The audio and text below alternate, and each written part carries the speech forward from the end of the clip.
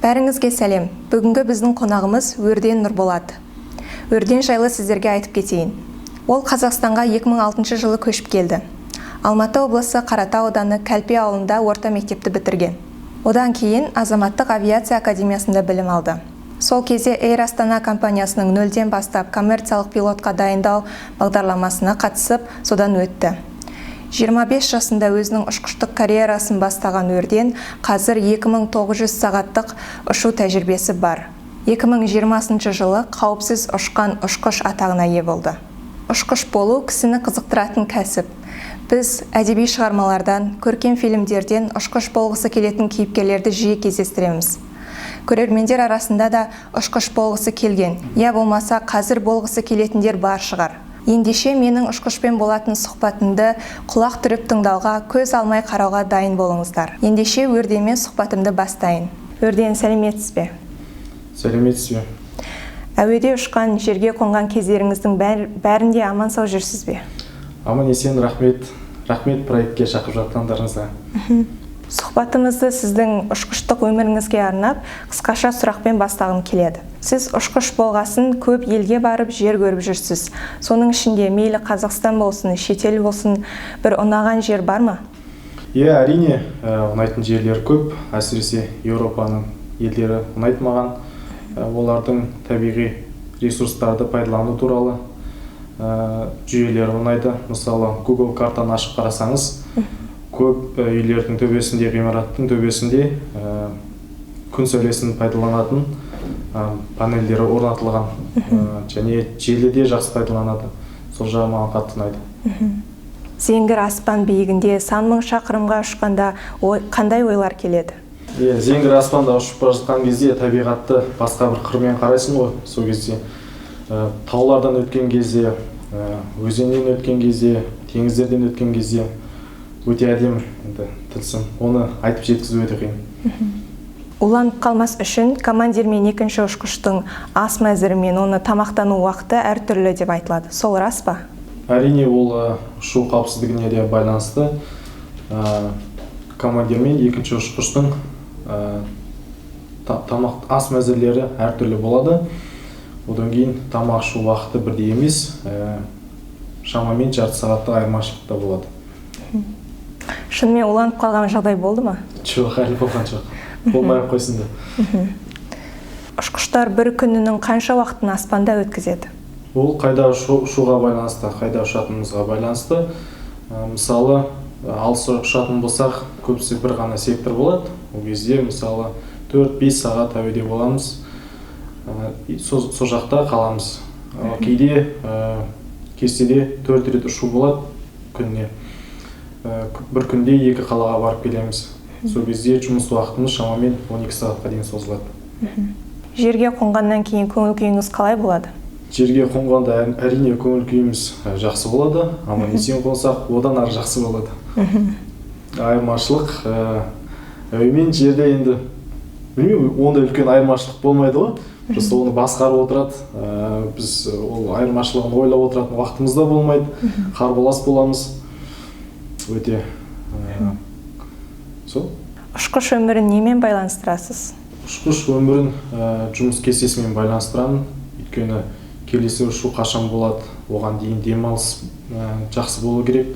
Соның бәрін қамтамасыз ету үшін өзіміздің өмір кестемізді құрамыз.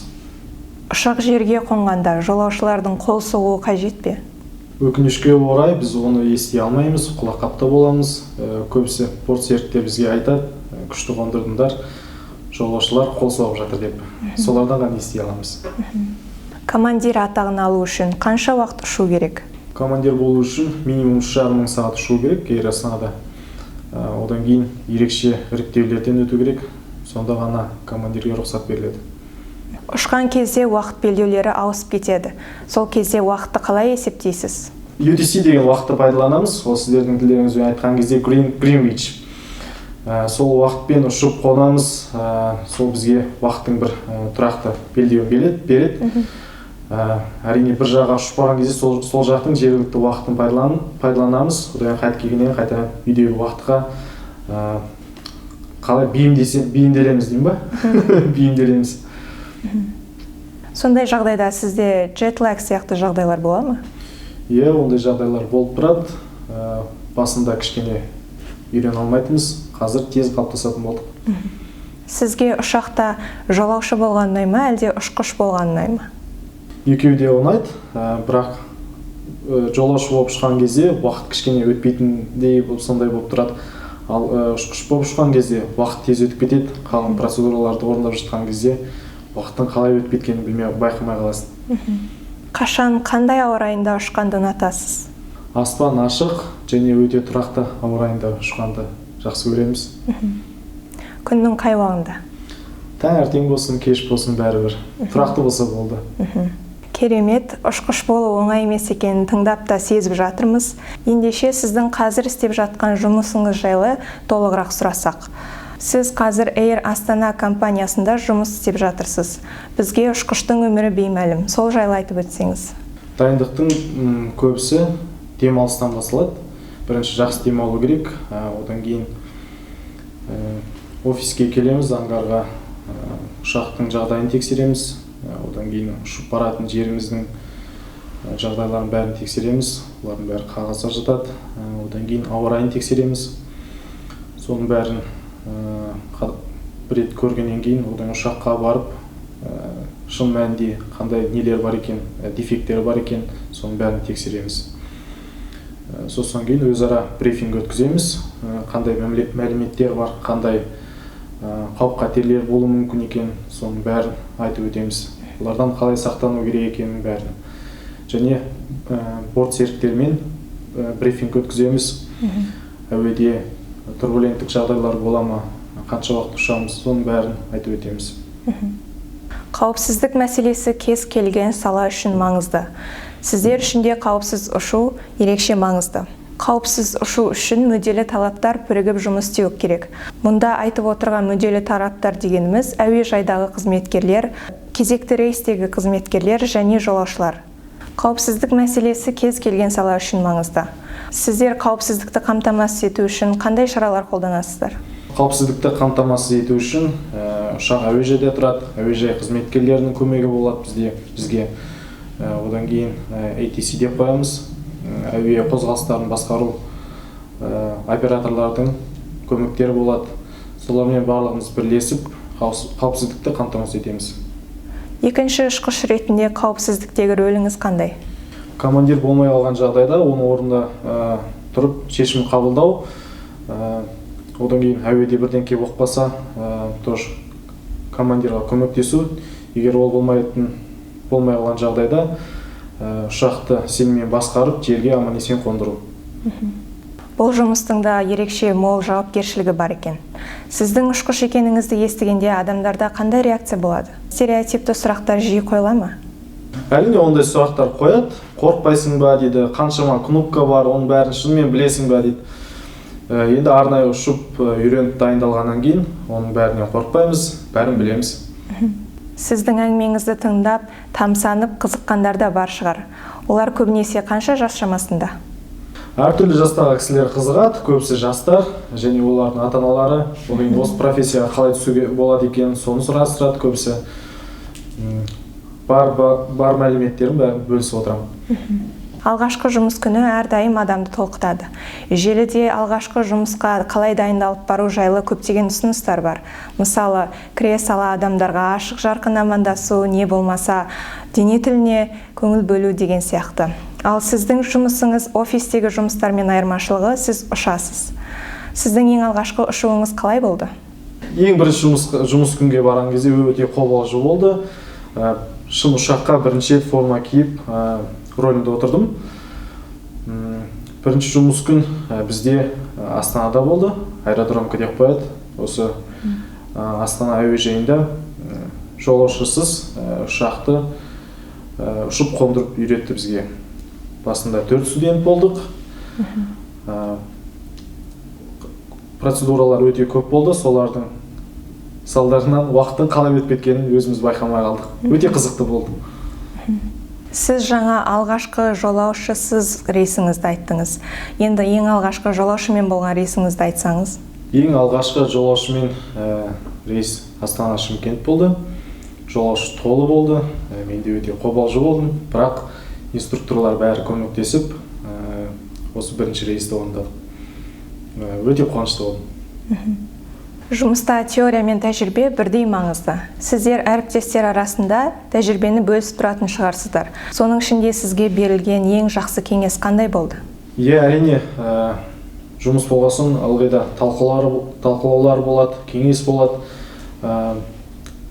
Командирлер бізге өздерінің кеңестерін беріп жатады. Бізде, мысалы, шетелден келген, Қазақстанда әлі тәжірибесі жоқ, немесе тәжірибесі аз командирлерге өзіміздің пайдалы кеңесімізді береміз, оң шешім қабылдау үшін соған ықпал ететіндей. Қазіргі пандемияның салдарынан авиация саласының ақсауы 2023 жылға дейін созылады деп жатыр. Сіз ұшқыш ретінде өміріңізге пандемия қалай әсер етті?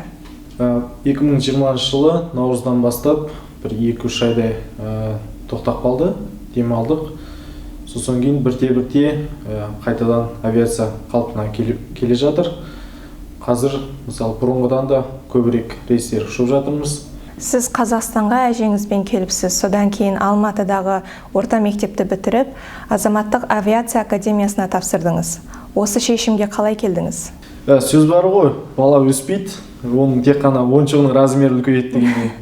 Сол сияқты ол біріншіден бала кездегі арман болды, екіншіден таныстар онда ешкім жоқ болды. Одан кейін сыныптасым ұсыныс жасады, жүр академияға бірге түсейік, авиационный академияға деп.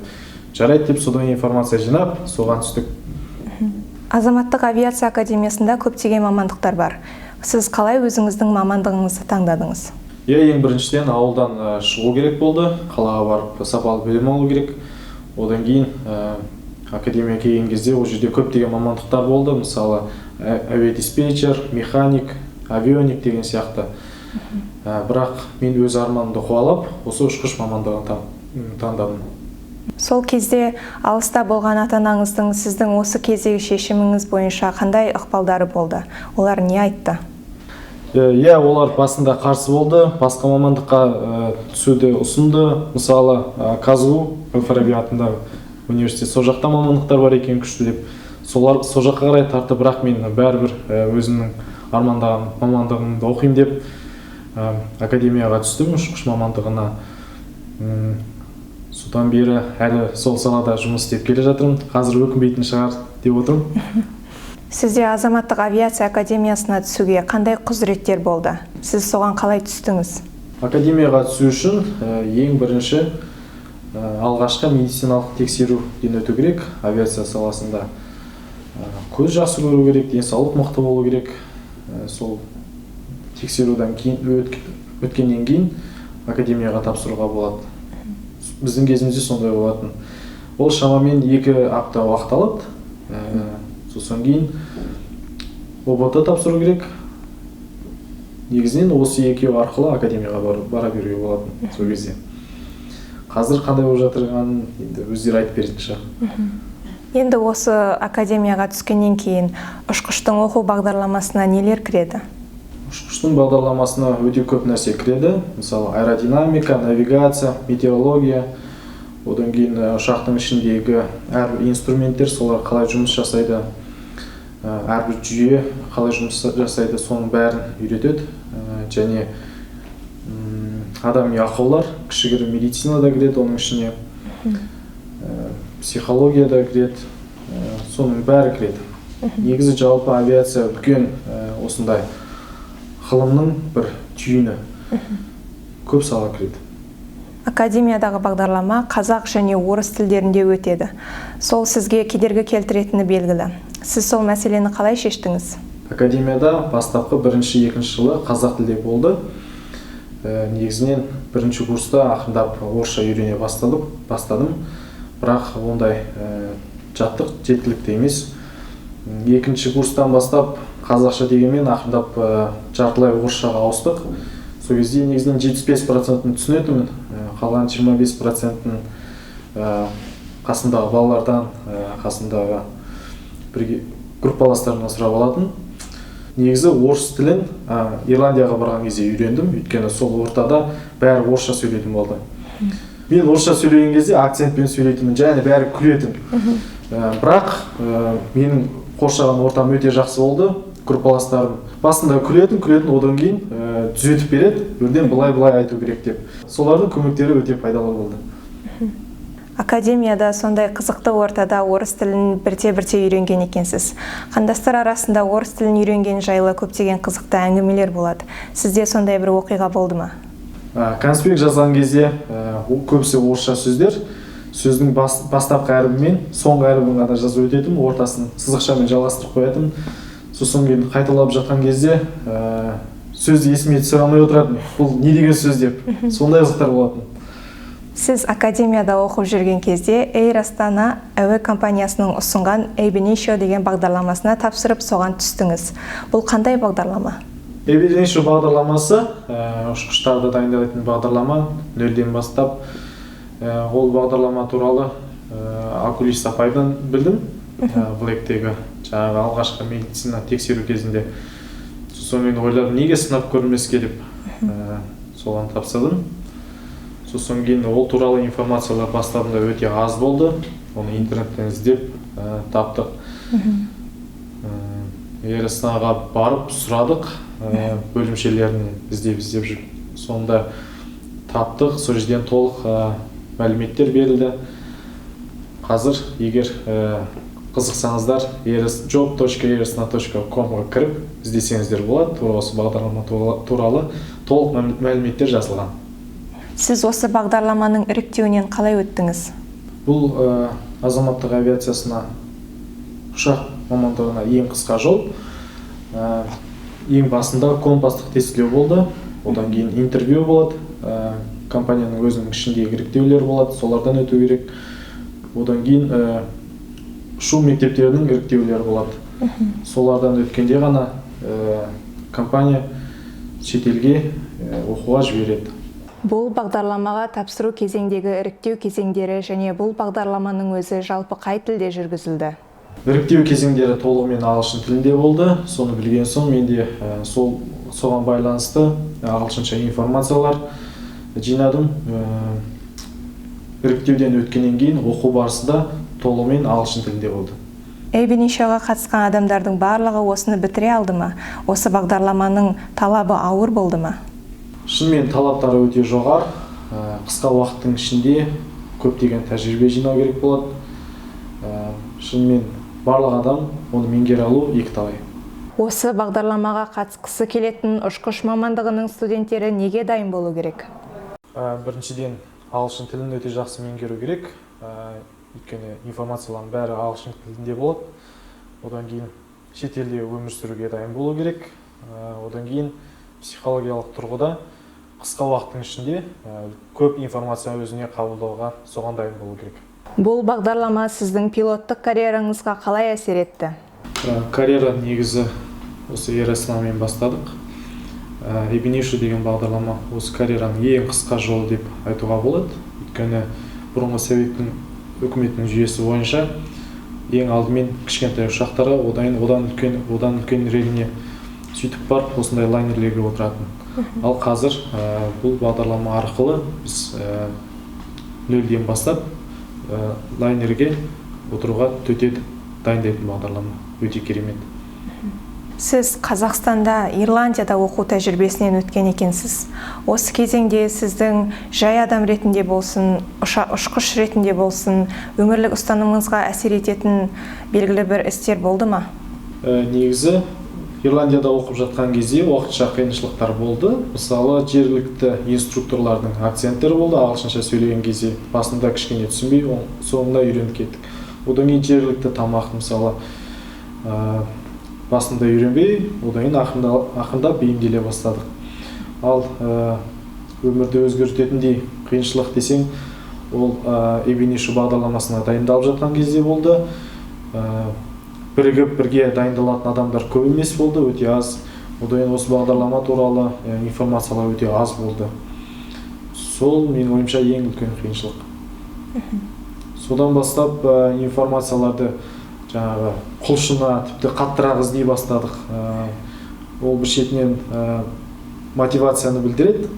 Қаншалықты адам ізденіп, ниеттеніп, сосын кейін өзгерді деп ойлаймын. Сіз айтып отырсыз, көп өзгердіңіз, көп үйрендіңіз, сонымен қазір ұшқыш болдыңыз.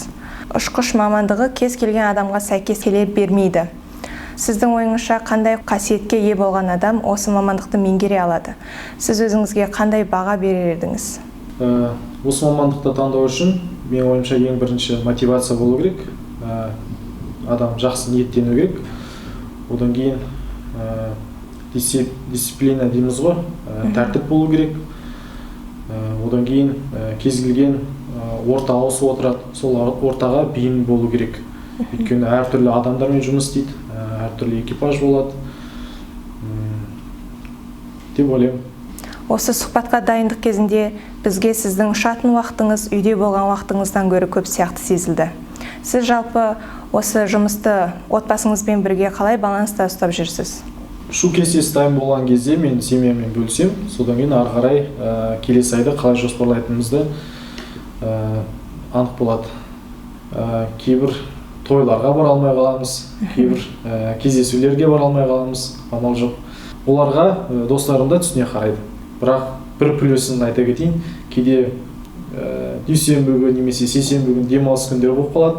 Сондай уақыттарда сенбі жексенбі адам көп баратын жерге бар болуға болады. Қазақ еліне көшіп келушілердің әңгімесін тыңдасаңыз, бәрі дерлік көші-қонның ащысында, тәттісінде татып көрген адамдар. Сіз де көшіп қонып көрген адамсыз. Жалпы сіздің өміріңізге ол қалай әсер етті деп ойлайсыз? Басында Қытайда қалада тұрдық, Қазақстанға ауылға көшіп келдік. Ауылдың тірлігі енді басқаша ғой. Үйде сиыр болды, мал болды, картошка ектік деген сияқты. Сосын кейін ауылда кішкене интернет дамыған ол кезде. Информация бірден іздеп қарау кішкене қиындау болатын. Содан кішкене көңіл күйіміз жоқ болып, сондай болып біраз уақыт жүрдік. Бірақ адамдар көп көмектесті. Соның арқасында қазір мысалы жақсы өмірге ұмтылдық. Класстастарым бар, солай информация беріп деген сияқты. Сосын кейін академияға түстік. Сөйтіп өмір ақырындап жақсарып келе жатыр. Ал енді осы ауылдағы өміріңізден ең есте қаларлық деп нені айтар едіңіз? Ауылда көп қызық болды. Соның біреуін айтып берейін. Бір күн таңғы жуық сиырым туып қалды. Содан кейін қыстың аязы еще. Біз ауылда үйге әкеліп, жылтып, үстін тазалап сүрткеннен кейін оны пештің жанына байлап қойдым. Шортик кигізіп. Содан кейін барып ұйықтадым. Таңертең қатты ұйықта қалдым. Бір мезетте атып ояндым. Содан кейін көрпені лақтырып жіберіп, бұзауды іздеген ғой үйдің ішінен. Сөйтсем бұзау жоқ. Үйдің ішін бәрін қарап шығып, сосын кейін жататын жеріме келсем, мен лақтырған көрпенің астында жатқапты. Сондай қызықтар болған, соны тауып апарып, емізіп, одан кейін сабаққа бардым. Сөйтсем, сабаққа да кешігіп қалдым. Екінші сабаққа бардым. Сөйтіп апай сұрайды, неге кешігіп жүрсе, сиырым туды десе, бүкіл класстастарым күлген ғой. Сондай бір қызық болған. Керемет қызықты оқиға. Сіз жаңа айтып кеткендей, адамдар өзінің алдына мақсат қоя білу керек. Сіздің қазіргі мақсатыңыз қандай? Барлық ұшқыштар негізі командир болғысы келеді. Мен де оны жасырмаймын. Одан кейін менің арманым өзімнің бір жеке әуе компаниям болсын деймін. Сосын кейін өзім туған жерім Алтай өңірінен осы Қазақстанға рейс ашқым келеді. Өз тәжірибеңіз негізінде сіз сияқты ұшқыш болғысы келетін жас көрермендерге не айтар едіңіз? Мен негізі айтқым келетіні тартынбау керек. Одан ұялмай, ерінбей сұрау керек информацияларды. Мысалы, көбісі қазір тартынады, ол жерде ағылшынша, ол жерде орысша, мен ол жерде қалай жұмыс істеймін деп. Ондай тартыншақ болмау керек. Өзіңнің арманың бар болса, қандай да бір әдіспен соған жету керек, тілді үйрену керек. Мысалы, акцентім бар деп орысша сөйлемей қой, ол да болмайды. Сол сияқты ұялмай, тартынбай құлшыну керек. Қорытынды ретінде біз әрбір қонаққа бір сұрағымызды қоямыз. Сіз өз отбасыңыздың шежіресін білесіз бе? Бұқарбай атамыздың руы, ит елінің ішіндегі күйік боламын. Баяғыдан бері Алтай өңірінде өмір сүріп келеміз. Алтын уақытыңызды бөліп сұхбат бергеніңізге рахмет. Сізге әрдайым ақ жол тілейміз. Сіздерге де рахмет. Осындай жобаға шақырып отырғандарыңызға сіздерге сәттілік, шығармашылық сәттілік тілеймін. Рахмет. 19 ғасырда өмір сүрген ағылшын жазушысы Джон Рейкин ұлы халықтар өзінің тарихын өзінің сөзімен, ісімен жазып кетеді деп айтқан. Қазақ еліне көшіп келген өрден ата-бабасының шежіресін жаңа ізімен толтырып жатқанын көріп отырмыз. Болашақ ұрпақ ұшқыш ұлдың басқан ізін, жайған өркенін тарих бетінен оқитынына сенімдіміз. Ұшқышпен болған сұхбатымыз осымен тәмам. Келесі кездескенше сау болыңыздар.